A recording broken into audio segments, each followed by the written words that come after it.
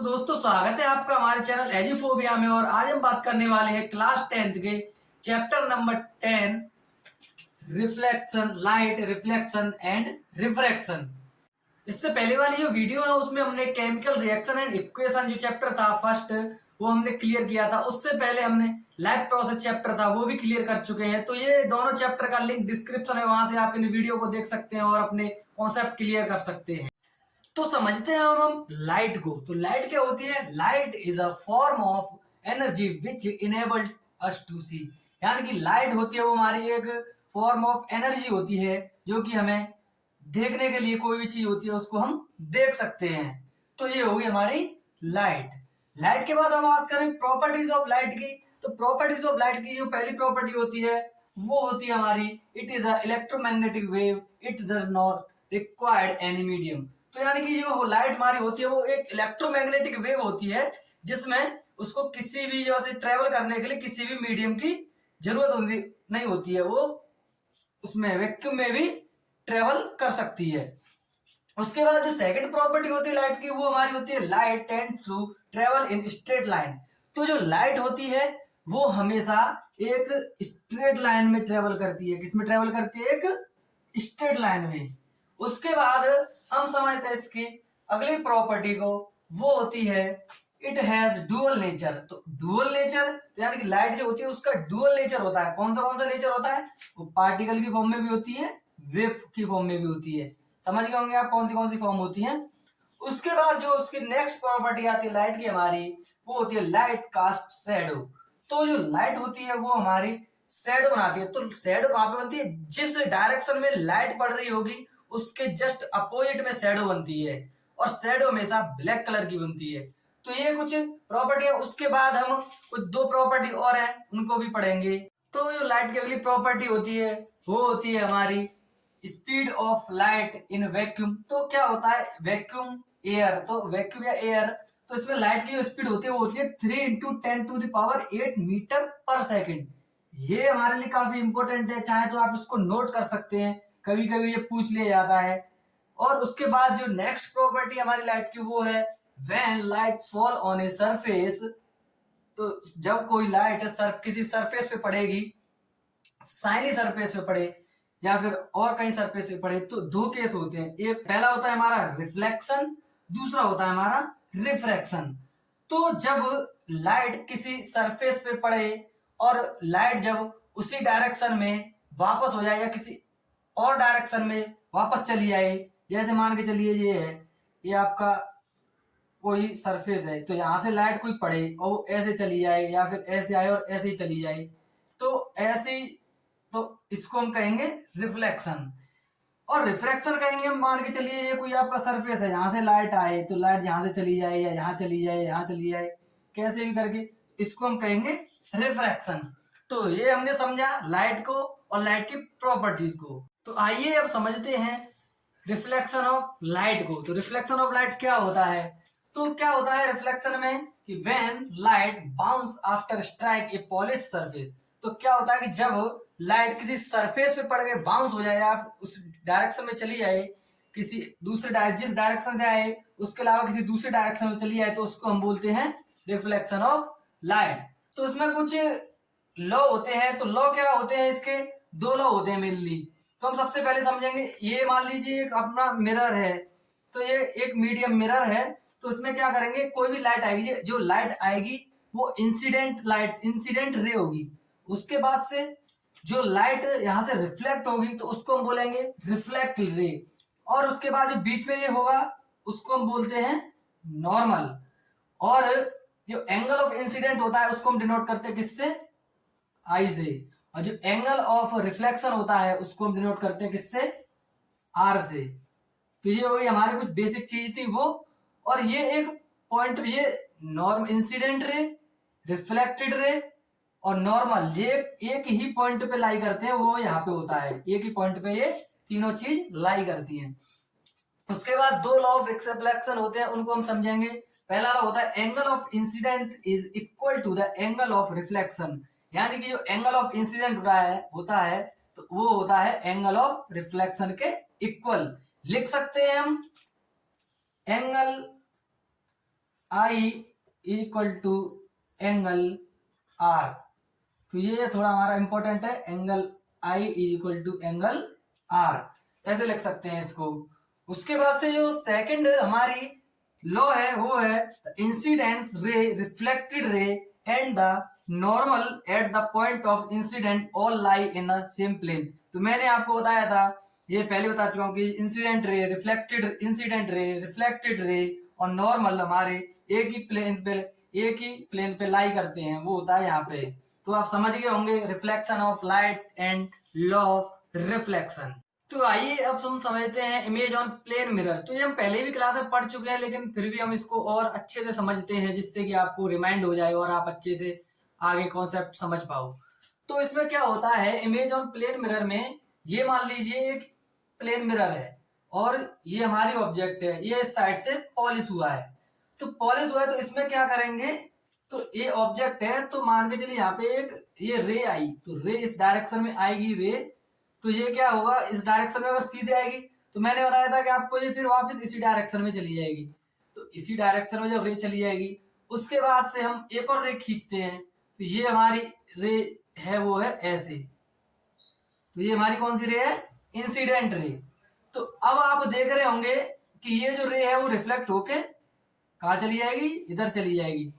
तो ये क्या हो गया हमारा, ये नॉर्मल हो गया, तो ये हो गया एंगल ऑफ इंसिडेंट आई और ये हो गया एंगल ऑफ रिफ्लेक्शन, ये हो गया एंगल आर हो गया। तो आप इसमें देख रहे होंगे कि ये है वो यहाँ जा रही है और यहाँ से आई है जो रे, तो ये इधर जा रही है इधर जा रही है, तो ये कहीं पर भी मीट नहीं होंगी आगे। तो जब ये इमेज ये रिफ्लेक्शन और ये जो ऑब्जेक्ट की जो रे है वो अगर कहीं पर भी मिलेंगे नहीं तो वहां पर कोई ऑब्जेक्ट की है ना इमेज ही नहीं बनेगी। तो इमेज नहीं बन तो इमेज कैसे बनेगी, तो वो हम देखते हैं ऐसे। तो इसमें क्या होगा कि हम एक इमेजिनरी लाइन खींचते हैं जस्ट इस वाली रे के अपोजिट, जो रिफ्लेक्टेड रे जस्ट इसके अपोजिट, और ये वाली जो रिफ्लेक्टेड रे जस्ट इसके अपोजिट। तो इसमें हम क्या करेंगे कि इसको हम ऐसे इमेजिनरी रे,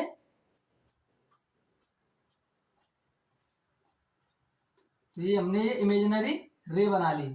उसके बाद ये किसकी रे थी, रिफ्लेक्टेड रे की, इस वाली की थी। उसके बाद हम ये वाली रे की रिफ्लेक्टेड रे ये वाली है, इसकी भी हम इमेजिनरी लाइन खींचेंगे, रे बनाएंगे यानी कि। तो अब आप देख रहे हो कि ये एक पॉइंट पे मीट कर रही हैं, तो जिस पॉइंट पे ये रेज मीट करेंगे वहां पे हमको और वहां पे ऑब्जेक्ट की इमेज बनेगी। तो ये क्या होगी, ये ऑब्जेक्ट की इमेज कहाँ पे बनी है, यहाँ पे बनी है। तो जब ये इमेज बनी है यहाँ पे एक प्लेन मिरर के बिहाइंड, तो इसकी कुछ प्रॉपर्टी होती है। तो वो प्रॉपर्टी क्या होती है, जिसमें पहली प्रॉपर्टी हमारी कैरेक्टरिस्टिक ऑफ इमेज, इसमें कैरेक्टरिस्टिक होती है। तो पहली जो कैरेक्टरिस्टिक्स है वो है हमारी वर्चुअल एंड इरेक्ट। तो यानी कि जो इमेज ये वाली होगी, जो इमेज बनेगी हमारे प्लेन मिरर के बिहाइंड में, वो उसकी इमेज कैसी होगी, वर्चुअल एंड इरेक्ट होगी। तो जो इसकी सेकंड कैरेक्टरिस्टिक है वो है हमारी इक्वल टू द ऑब्जेक्ट। तो क्या होगा कि जो इमेज बनेगी हमारी, ऐसी ऑब्जेक्ट की जितनी जितनी की ये इमेज होगी और उतनी ये ऑब्जेक्ट इमेज और रिफ्लेक्टेड जो इमेज बनेगी यहाँ पे मिरर में जो इमेज बनेगी वो दोनों ही इक्वल होंगी। जितनी बड़ी ये ऑब्जेक्ट है उतनी ही बड़ी ये इमेज बनेगी। उसके बाद से जो थर्ड प्रॉपर्टी है वो हमारी behind same distance as the object. तो यानी कि यहाँ से यहाँ तक की जितनी भी डिस्टेंस होगी हमारी, ये मान लीजिए ये डिस्टेंस है, ये इसके बीच की और इसके बीच की इतनी डिस्टेंस है, वही बिहाइंड द मिरर के भी इतनी डिस्टेंस पर ही हमारी इमेज बनेगी। उसके बाद से हमारी जो फोर्थ प्रॉपर्टी है कैरेक्टरिस्टिक है वो हमारी लिटरली इन्वर्टेड। तो लिटरली इन्वर्टेड में क्या होगा, हमारा जो ऐसे इमेज बनेगी, मान लीजिए कि ये एक रिफ्लेक्टेड ये सरफेस है, ये एक सरफेस है, मिरर है ये। तो यहाँ पे हमारा मान लीजिए ऐसे इमेज है, ये मान लीजिए एक कोई लेटर है ये, तो ये ऐसे इमेज बन जाएगी इसकी। तो ये क्या है, लिटरली इन्वर्टेड मतलब अपोजिट बनेगी।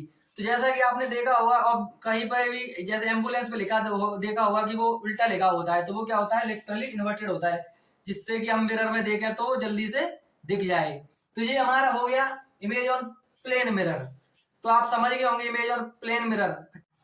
तो अब तक हमने पढ़ा जो बेसिक्स थे उनको हमने स्टडी किया।